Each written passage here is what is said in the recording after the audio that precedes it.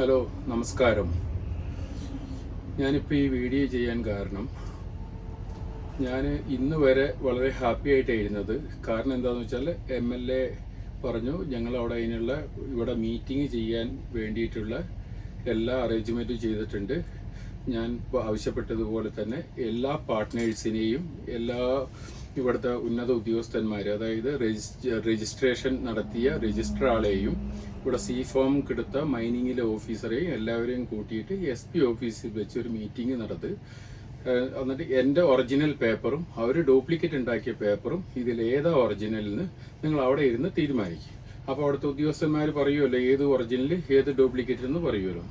അങ്ങനെ ഒരു മീറ്റിംഗ് ആക്കാൻ പറഞ്ഞപ്പോൾ MLA പറഞ്ഞു നിങ്ങൾ കുഴപ്പമില്ല, എല്ലാവരുടെയും എല്ലാ പാർട്ട്നേഴ്സിൻ്റെയും ഇതിൽ ബന്ധപ്പെട്ട ബ്രോക്കർമാരുടെയും ഇതിലെ രണ്ടാമത് രജിസ്റ്റർ ചെയ്ത അഷർപ്പിൻ്റെയും എനിക്ക് സ്ഥലം തന്ന ബസവരാജിൻ്റെയും എല്ലാവരുടെയും ഡീറ്റെയിൽ, പിന്നെ നിങ്ങൾ ബാങ്കിൽ നിന്ന് ട്രാൻസാക്ഷൻ ചെയ്ത അക്കൗണ്ട് സ്റ്റേറ്റ്മെൻറ്റ്, ഇതുവരെ ഉണ്ടായിരുന്ന കണക്കുകൾ, കാര്യങ്ങൾ ഇതുവരെ നിങ്ങളുടെ പേരിലുള്ള എല്ലാ ആധാരങ്ങളും പേപ്പറുകളും പാർട്ട്ണർഷിപ്പ് ഡീഡും ഇതെല്ലാം MLAയുടെ ഓഫീസിലെത്തിക്കാൻ പറഞ്ഞു.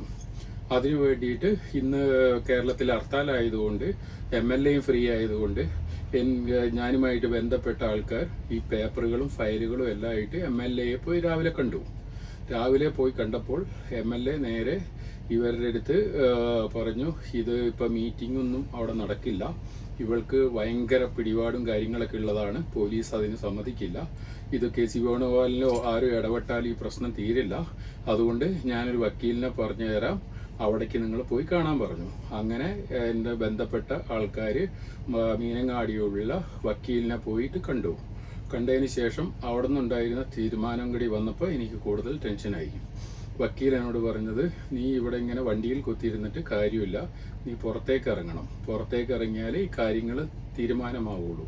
അപ്പോൾ ഞാൻ ചോദിച്ചു, ഞാൻ എൻ്റെ സ്ഥലത്ത് ഇരിക്കുന്നതിന് എൻ്റെ വീട് പോലെയാണിത്, എൻ്റെ പേരിലുള്ള സ്ഥലമാണ്, ഇവിടെ നിന്ന് ഞാൻ ഇറങ്ങിയിട്ട് നിങ്ങൾ എന്ത് നീതി എനിക്ക് നടത്തി തരാൻ പോകുന്നത്? അല്ല, ഇത് കോടതിയിൽ പോയിട്ട് ഈ വിഷയങ്ങൾ തീരുള്ളൂ, കോടതിയുമായിട്ട് ബന്ധപ്പെട്ടിട്ടേ നടക്കുകയുള്ളൂ, അല്ലാണ്ട് പോലീസൊന്നും ഇതിൽ ഇടപെടില്ല എന്ന് പറഞ്ഞു. എനിക്ക് ആകെ ടെൻഷനായി. ഞാൻ പറഞ്ഞു എന്നെ കൊന്നാലും ഞാൻ ഇവിടെ നിന്ന് വണ്ടിയിൽ നിന്ന് ഇറങ്ങൂല. അപ്പോൾ അവർ പറഞ്ഞത് നീ വണ്ടിയിൽ നിന്ന് ഇറങ്ങിയിട്ടില്ലെങ്കിൽ നീ ഇവിടെ പൊതുജനങ്ങൾക്കൊക്കെ ഉപദ്രവമാവുന്നു, നീ മാരകായുധങ്ങളായിട്ട് ഇതിലിരിക്കുന്നതെന്നും പറഞ്ഞ് നിന്റെ പേരിൽ കേസ് ചാർജ് ചെയ്തിട്ട് നിന്നെ ഇവിടുന്ന് ക്രെയിൻ ഉപയോഗിച്ച് ഇവിടുന്ന് മാറ്റാനുള്ള സംവിധാനം, നിന്നെ അറസ്റ്റ് ചെയ്യാനുള്ള സംവിധാനം ചെയ്യുമെന്നാണ് അവർ പറഞ്ഞത്. അതോടെ ഞാൻ ഭയങ്കര ടെൻഷനിലാണ്. ഇത് മിനിഞ്ഞാന്ന് ഇവിടെ SIയും ടീം എല്ലാം കൂടി വന്ന് ഇവിടെ 2 മണിക്കൂറോളം നിന്നു. നിന്നെ ഞാൻ പൊക്കും, നീ ഇതിൻ്റെ ഉള്ളിൽ കയറിയിട്ട് അങ്ങനെ ഇരിക്കണ്ട, ഞങ്ങൾക്കെല്ലാം അത് ക്ഷീണമാണ് എന്ന് പറഞ്ഞു. ഞാൻ വണ്ടിയിൽ നിന്ന് ഇറങ്ങൂല എന്ന് പറഞ്ഞു. അപ്പോൾ ഞാനിവിടെ എനിക്ക് കർണാടക ഭാഷ അറിയാത്തതുകൊണ്ട് ഞാൻ ട്രാൻസ്ലേഷൻ ചെയ്യാൻ വേണ്ടിയിട്ട് ഏൽപ്പിച്ച ഒരാളുണ്ടായിരുന്നു. അവരെ SI വിളിച്ചിട്ട് പറഞ്ഞു ഇതിൽ നിന്ന് വണ്ടിയിൽ നിന്ന് ഇറങ്ങിയിട്ടില്ലെങ്കിൽ അവനെ ഞങ്ങൾ പൊക്കിക്കഴിഞ്ഞാൽ അവനെ പുറത്തിറക്കാൻ വേണ്ടിയിട്ട് നിങ്ങൾ എൻ്റെ പുറകെ നടക്കേണ്ടി വരും എന്ന് പറഞ്ഞ് എന്നെ ഭീഷണിപ്പെടുത്തുകയും എല്ലാം ചെയ്തിരിക്കുകയാണ്. എനിക്ക് ഇതുവരെ നീതി കിട്ടിയിട്ടില്ല. 7 ദിവസമായി ഞാൻ ഈ വണ്ടീൻ്റെ ഉള്ളിൽ ഞാനും എൻ്റെ ഭാര്യയും നിൽക്കുന്നു. എൻ്റെ വീട്ടിൽ എൻ്റെ മോള് പ്രസവിച്ച് കിടക്കുകയാണ്. 29 ദിവസം മാത്രമേ ആയിട്ടുള്ളൂ. ആ സമയത്താണ് ഞങ്ങൾ ഇങ്ങോട്ടേക്ക് വന്നത്. എൻ്റെ മോളുടെ കൊച്ചിനെ കാണാനോ എൻ്റെ മോളുടെ കൊച്ചിൻ്റെ അടുത്ത് ഇരിക്കേണ്ട ആളാണ് എൻ്റെ ഭാര്യ. എനിക്കെന്തെങ്കിലും സംഭവിക്കുമോ എന്ന് വിചാരിച്ചിട്ട് അവളും കൂടെ എൻ്റെ കൂടെ വന്നിരിക്കുകയാണ്. അപ്പോൾ ഞങ്ങൾക്ക് ഇതുവരെ ഒരു നീതിയും കിട്ടിയിട്ടില്ല. ഇവരുടെ എല്ലാം ടാർഗറ്റ് എന്നെ ഇവിടെ നിന്ന് മാറ്റണം, എന്നെ ഇവിടെ നിന്ന് മാറ്റിയിട്ട് എന്നെ അകത്താക്കണം, അല്ലാണ്ട് വേറെ ഒരു ഇതുമില്ല. അവർ പറയുന്നത് മുഖ്യമന്ത്രിനെ വരെ വരച്ച വരയിൽ നിർത്താൻ പറ്റുന്നവളാണ് ശാന്തി. അപ്പോൾ അതുകൊണ്ട് ഇവിടെ KC അല്ല അതിലും വലിയ ആൾ ഇടപെട്ടാലും ഇതിൽ നിന്ന് നിന്നെ ഊരാൻ പറ്റില്ല. ആകെ ഒരു മാർഗമുള്ളത് കോടതിയിൽ പോവുകയാണ്. കോടതിയിൽ 10 വർഷം സുപ്രീം കോടതി, ഹൈക്കോർട്ട്, മറ്റേ ജില്ലാ കോർട്ട്, ഗുണ്ടിൽപ്പെട്ട കോർട്ട്, ഇതെല്ലാം ഓടി മടുത്ത ഒരാളാണ്. ഇനി ഇയാൾ പറയുന്നത്, ഇപ്പം മീനങ്ങാടിയുള്ള വക്കീൽ പറയുന്നത് അതെല്ലാം പഴയ കഥ, ഇനി ഞങ്ങൾ നിനക്ക് ഗുണമായിട്ടുള്ള എല്ലാ ഡോക്യുമെന്റും നിന്റെ കയ്യിലുണ്ട്, എല്ലാ രേഖകളും ഉണ്ട്. ഇത് കൊണ്ടുപോയ 3 ദിവസം കൊണ്ട് നിന്നെ സിമ്പിളായിട്ട് ഇവരിൽ നിന്ന് ഊരാൻ പറ്റുന്നു. ഞാൻ വക്കീലിൻ്റെ അടുത്ത് പറഞ്ഞു, ഓക്കെ, എനിക്ക് സമ്മതമാണ്, ഞാനൊരു പവർ പറ്റോണി കൊടുക്കാം, എൻ്റെ മകനോ അല്ലെങ്കിൽ നിങ്ങൾ പറയുന്ന ആർക്ക് വേണമെങ്കിൽ എൻ്റെ പവർ പറ്റോണി കൊടുക്കാം. അവർ കോടതിയിൽ വരട്ടെ, 3 ദിവസം കൊണ്ട് തീരുകയാണെങ്കിൽ തീരട്ടെ, ഇനി 4 ദിവസം കൊണ്ട് തീരുകയാണെങ്കിൽ തീരട്ടെ. എൻ്റെ മണ്ണിൽ നിന്ന് എന്നെ നിങ്ങൾ ഒഴിവാക്കരുത്. ഞാൻ ഇവിടെ നിൽക്കുകയുള്ളൂ. എനിക്ക് നീതി കിട്ടുന്നവരെ ഇവിടെ നിൽക്കുകയുള്ളൂ. ഞാൻ ആരെ ആക്രമിക്കാൻ വന്നതല്ല, ഞാനൊരു ക്രിമിനലല്ല, ഞാനൊരു തീവ്രവാദിയല്ല, ഞാൻ ഒരാൾക്ക് ഉപദ്രവമല്ല. നിങ്ങൾ ഇവിടെ ചുറ്റും പോലീസും എനിക്ക് കാവലുണ്ട്. അതേപോലെ തന്നെ ഈ ശാന്തി 2 സൈഡിലും ക്യാമറ വെച്ചിരിക്കുക. ഞാൻ ഇന്ന് പുറത്തിറങ്ങിയിട്ട് ആരെ തോക്ക് ചൂണ്ടിയിട്ടോ ഒന്നും കാണിച്ചിട്ടോ ആരും ഭീഷണിപ്പെടുത്തിയിട്ടോ ഇല്ല. അപ്പൊ ഇതെല്ലാം വ്യാജമായ കാര്യങ്ങളാണ്. എനിക്ക് ഇതുവരെ നീതി കിട്ടിയിട്ടില്ല. അപ്പൊ നീതി കിട്ടാൻ വേണ്ടിയിട്ട് നിങ്ങളെല്ലാവരും എൻ്റെ കൂടെ നിന്നേ പറ്റുള്ളൂ. ഇപ്പൊ എൻ്റെ ഫോണ് വരെ ഇവര് ഇത് ചെയ്തിരിക്കുകയാണ്, സൈബർ സെല്ല് വാച്ച് ചെയ്തുകൊണ്ടിരിക്കുകയാണ്. എനിക്കിപ്പോൾ വാട്സപ്പ് ചെയ്യാനോ എനിക്ക് നിങ്ങൾ ആരെങ്കിലും അയക്കുന്ന മെസ്സേജ് നോക്കാനല്ലാണ്ട് തിരിച്ചെനിക്ക് സെൻഡ് ചെയ്യാൻ പോലും പറ്റുന്നില്ല. എല്ലാം ബ്ലോക്ക് ആക്കിക്കൊണ്ടേ ഇരിക്കുകയാണ്. ഇവരിപ്പോഴും എനിക്ക് നീതി വാങ്ങി തരാനല്ല നോക്കുന്നത്, എന്നെ പിടിച്ച് അകത്തിടാൻ വേണ്ടിയിട്ടാണ്. ഞാനിത് സംസാരിക്കുന്നത് ഇവിടെ കർണാടകയിൽ ഒരുപാട് പേര് രാവിലെ തൊട്ട് വൈകുന്നേരം വരെ പാടത്തും വെയിലത്തും ഒക്കെ ഇഞ്ചി കൃഷിയും കാര്യങ്ങളൊക്കെ ആയിട്ട് ഒരുപാട് പേരുണ്ട്. നിങ്ങൾക്കെല്ലാം ഗുണം കിട്ടുന്ന രീതിയിൽ തന്നെയാണ് ഞാൻ നിൽക്കുന്നത്. നമുക്ക് അവിടെ നിന്ന് ചോദിക്കാനും പറയാനും എല്ലാം ആളുണ്ട് എന്ന് നിങ്ങൾ മനസ്സിലാക്കണം. ഇപ്പൊ നമ്മളൊരു ഇറച്ചിക്കടയിൽ പോയിട്ട് ഒരു കോഴീനെ അറക്കുന്ന സ്ഥലത്ത് പോയി നോക്കിയാൽ അറിയാം, ആ കോഴിക്കൂട്ടിൽ നിന്ന് ഓരോ കോഴീനെയും പിടിച്ച് വെട്ടി അറുത്തുകൊണ്ടിരിക്കുമ്പോൾ മറ്റുള്ള കോഴികൾ അവിടെ നിന്നിട്ട് ഇങ്ങനെ നോക്കും. നാളെ ആ കോഴിക്കും ഇതേ ഗതിയെ വരാൻ പോകുന്നതെന്നുള്ളതെന്ന് നിങ്ങൾ ചിന്തിക്കണം. ഞാൻ ഇത്രയും സഹിക്കുന്നതും ഇത്രയും ഇതാക്കുന്നതും ഞാൻ മറ്റുള്ളവർക്കും കൂടി വേണ്ടിയിട്ടാണ്, ഇനി വളർന്നു വരുന്ന തലമുറയ്ക്കും എല്ലാവർക്കും വേണ്ടിയിട്ടാണ്. നിങ്ങളൊരു ബിസിനസ് ചെയ്യാൻ വേണ്ടിയിട്ട് ഇറങ്ങുമ്പോൾ ഒരു സപ്പോർട്ടും ഇല്ലാണ്ട് ഞാൻ 13 കോടി രൂപ ഇവിടെ മുടക്കിയിട്ടുണ്ടെങ്കിൽ അതിൽ എത്ര ടാക്സ് ഗവൺമെന്റിന് കിട്ടിയിട്ടുണ്ട്, എത്ര പേർക്ക് തൊഴിൽ കിട്ടിയിട്ടുണ്ട്, എത്ര ഇൻകം ടാക്സ് കിട്ടിയിട്ടുണ്ട്. ഇത്ര ഇൻവെസ്റ്റ് ചെയ്ത എന്നെ ഗവൺമെന്റ് സപ്പോർട്ട് ചെയ്യുന്നില്ല. ഇവിടെ ഇല്ലീഗലായിട്ട് പേപ്പർ ഉണ്ടാക്കിയ കള്ളന്മാരെയാണ് സപ്പോർട്ട് ചെയ്യുന്നത്. ഇത് നിങ്ങൾ മനസ്സിലാക്കണം. ഈ കർണാടക എന്ന് പറയുന്ന സ്ഥലം ഇന്ത്യയിൽ തന്നെയാണ്, വേറെ എവിടെയല്ല. ഇവിടെ പോലീസിനെ കേസ് അന്വേഷിക്കാൻ ചുമതലപ്പെടുത്താൻ പറ്റുന്ന ഒരു ഗവൺമെന്റ് ഇവിടെ ഇല്ലേ? ഇവിടെ എനിക്ക് മനസ്സിലായത് കാര്യം ഇങ്ങനെയാണ്, ഗവൺമെന്റ് പറഞ്ഞാൽ പോലും ഇവിടുത്തെ പോലീസുകാർ കേൾക്കില്ല. അതുകൊണ്ട് നിങ്ങൾ കോടതിയിൽ പോകാനാണ് പറയുന്നത്. ഞാൻ ഒരു സ്ഥലത്തേക്കും വരില്ല. മഹാത്മാഗാന്ധി കാണിച്ചു തന്ന അതേപോലെ തന്നെ സത്യാഗ്രഹം ഞാൻ ഇവിടെ ചെയ്യുന്നത്. ഞാൻ ആരെയും ഭീഷണിപ്പെടുത്താനില്ല, ഞാൻ ആരെയും കൊല്ലാനും കൊല വിളിക്കാനും ഞാൻ പോകുന്നില്ല. ഞാൻ തോക്ക് വാങ്ങിയിട്ടുണ്ടെങ്കിൽ എൻ്റെ സ്വയരക്ഷയ്ക്കാണ്. എന്നെ രാത്രി വന്ന് ഈ ഗുണ്ടകളെല്ലാം കൂടി ആക്രമിച്ചു കഴിഞ്ഞാൽ എനിക്കത് നേരിടാൻ വേണ്ടിയിട്ടാണ്.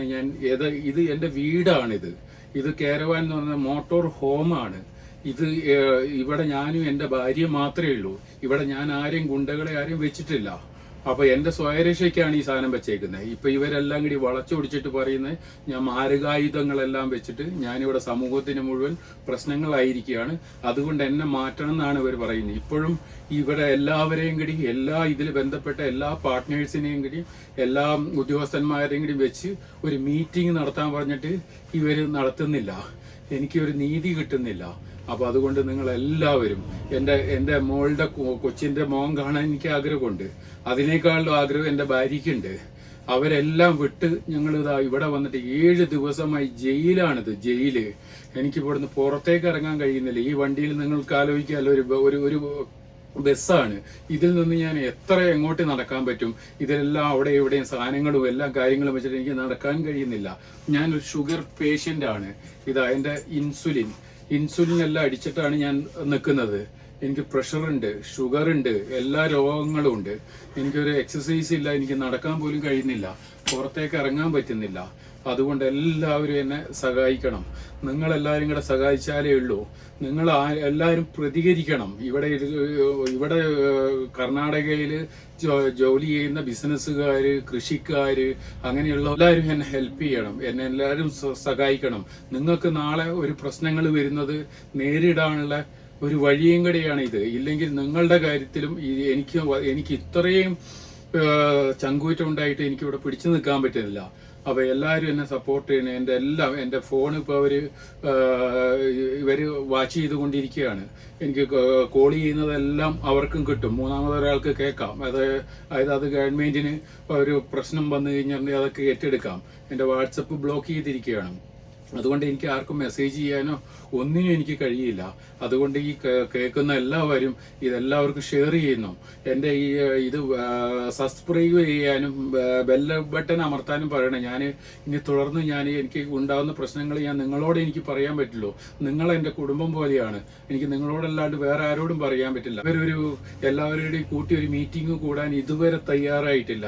എന്നെ ഇവിടുന്ന് എങ്ങനെ ഓടിപ്പിക്കുക, എന്നെ ഇവിടുന്ന് മാറ്റണം, അതാണ് ഇവരെ ഇത്.